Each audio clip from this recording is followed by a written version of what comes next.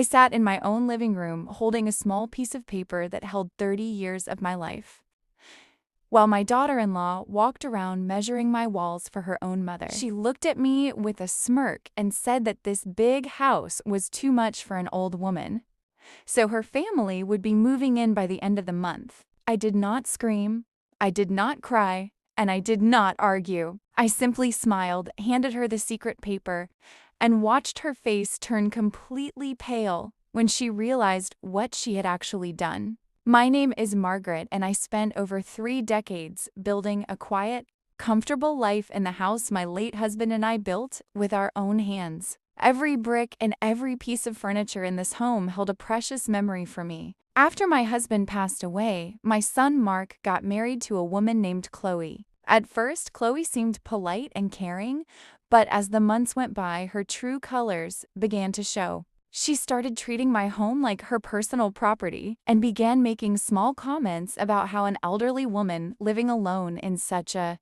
large house was a waste of space and money. If you are enjoying this story so far, please take 2 seconds to subscribe to the channel and turn on notifications so you never miss another video. I noticed Chloe spending hours on her phone talking to her mother about furniture layouts and interior design. One afternoon, Chloe invited her mother over without telling me. They walked through my hallway, opened my bedroom doors, and discussed which room would belong to whom once they moved in. Chloe looked at me with a cold smile and casually announced that her mother was selling her own apartment and moving into my house, while I could move into a small rented room down the street.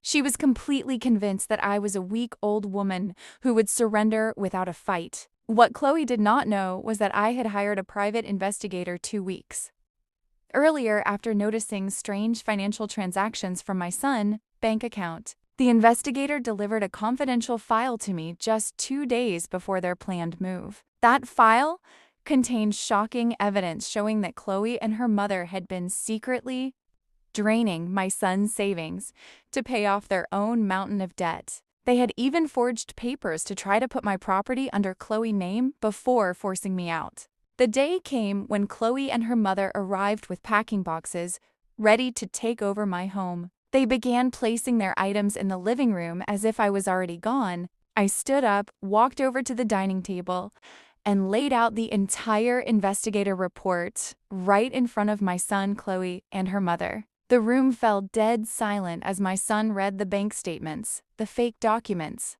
and the detailed log of lies his wife had constructed behind his back. The truth shattered the illusions Chloe had built, and the confrontation blew up into complete chaos.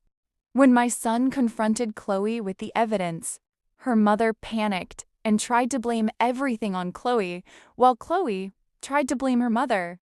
Sensing that her web of deceit was completely exposed and that legal charges were about to be filed, Chloe packed her bags in a panic and ran away before the police could arrive. My son sat at the kitchen table with his head in his hands, completely heartbroken by the betrayal. I placed my hand on his shoulder and told him that pain is often the price we pay for learning who truly cares for us. He realized how close he had come to losing everything, and he vowed to protect our family legacy and rebuild his life on honesty and respect. If this story brought you value or taught you a lesson about standing up for yourself, please click the subscribe button, like this video, and share it with your friends and family. Your support helps us create more emotional stories every week.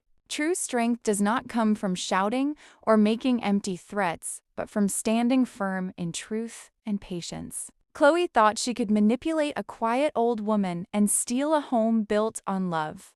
But karma ensured that her own greed destroyed everything she worked for. In the end, a house is just bricks and mortar, but a home belongs only to those who enter it with love, honesty, and respect.